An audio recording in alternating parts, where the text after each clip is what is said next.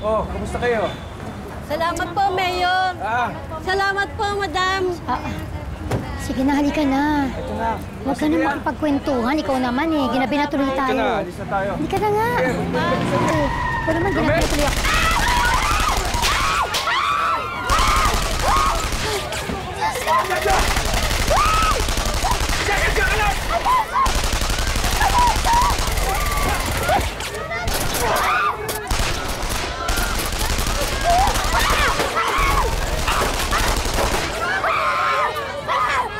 Tatawid tayo, ha?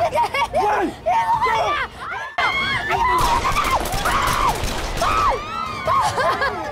Ano nangyari, Alfonso? Dito ka lang, ha?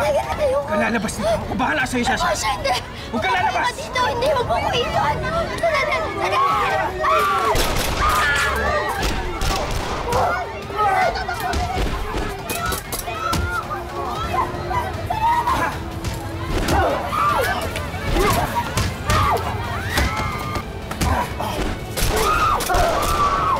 Sasha! Halika na!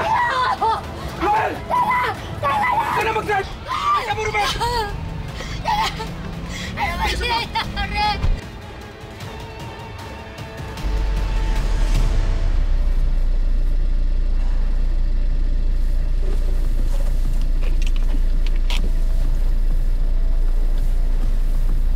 Binabawi ko na pala yung sinabi ko sa'yo. Kung gusto mo akong makita, hindi mo na kailangan bumili ng kotse. Tawagin mo na lang.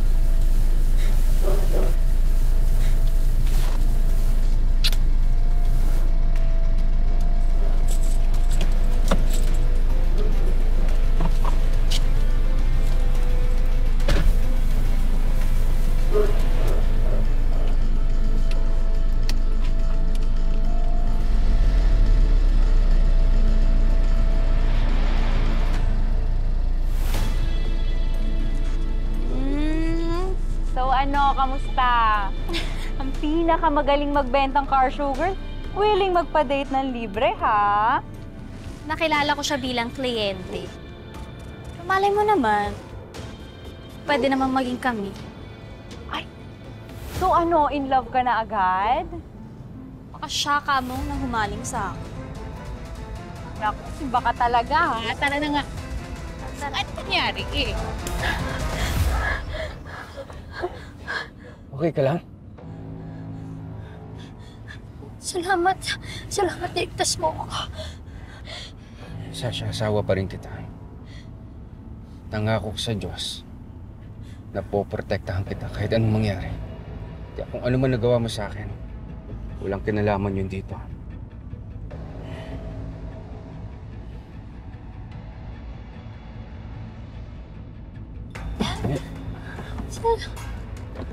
Mayor, parating niya po ang ambulansya. Kumusta kayo?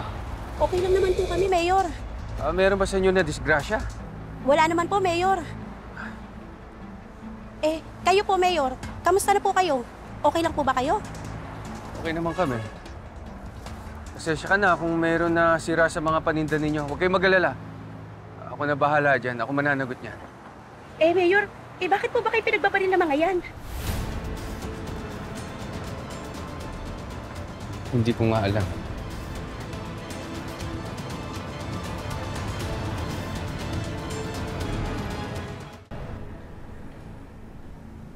Sa kabila ng nagawa sa inyo ni Madam Sasha, nakuha niyo pa rin siyang iligtas.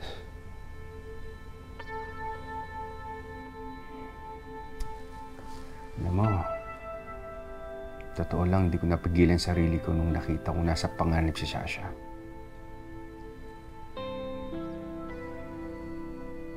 Higit sa lahat, asawa ko pa rin si Sasha.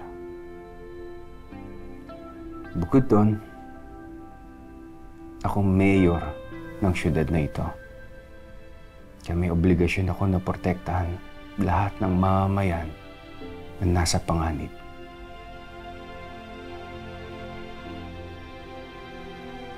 Ikaw, kamusta? Mabuti naman, Mayor. Maliit lang yan. Okay yan.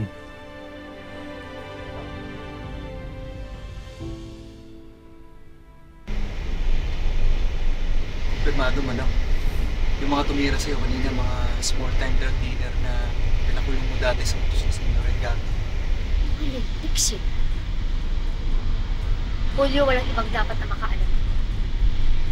Walang ibang dapat makaalam ng connection mo sa sindikato. Arreglado, madam. Ligtas po pala kayo ni Mayor kanina. Oo. Dapat lang. May silbi naman pala siya bilang asawa.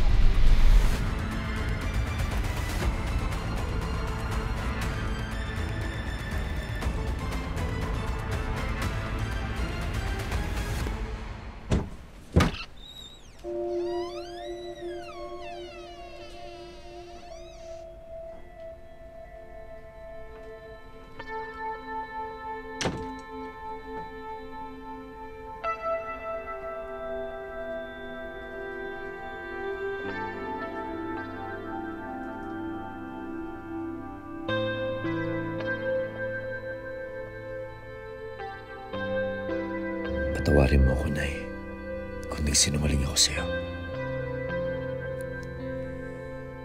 Pero desidido akong ubusin ng Golden Scorpion para makuha ang hustisya para sa mag-ina ko at para wala na mapahamak pang mga inosente dahil sa kanila.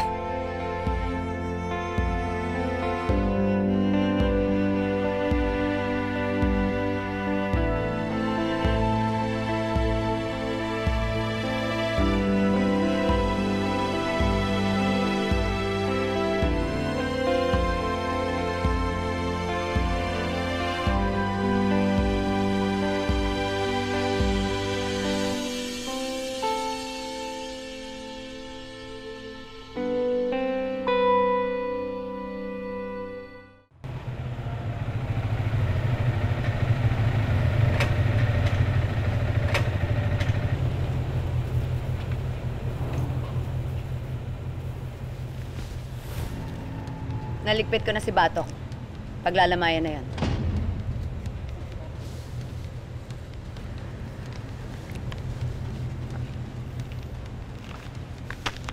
Magaling ka talaga, no?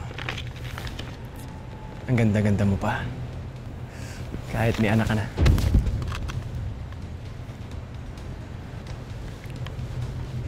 Oo, anak ka na, Senyor Calvin. Pero sa susunod na hawakan mo ako, baka hindi kita matansya. Hindi lahat ng babae pwede mong paglaruan.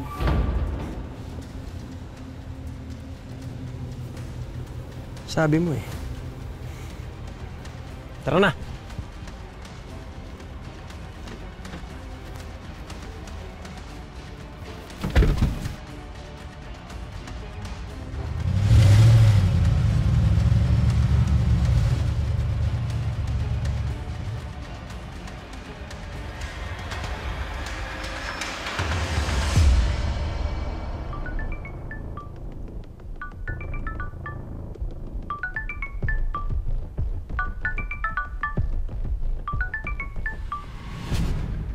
Paeng.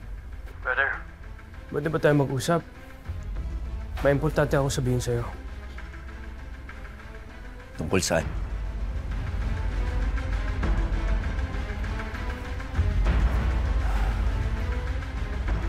Tungkol sa pagkamatay nila Bernice. Dito ko na ipaliwanag. Punta ka dito sa opisina ko.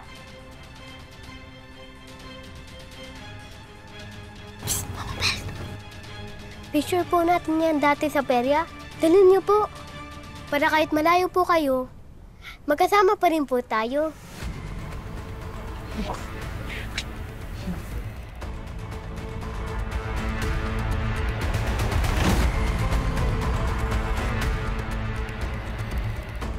Sige, darling. Boss, may gusto ka ba sa Shota? Ha? Totoo ba yung nababalitaan ko na pinagsasabi ng mga trabahador dito na naglalandian kayo habang nagkatrabaho? Ha? Correct ka dyan, Tevane. Hi, Kuya. Sige po, pili lang kayo dyan. Humanda sa akin yung mga babaeng yan sa safe house. Hindi na kayo sisikatan ng araw. Sisiguraduhin ko na mauubos kayong lahat Hindi na ako mapapahiya kay Papa.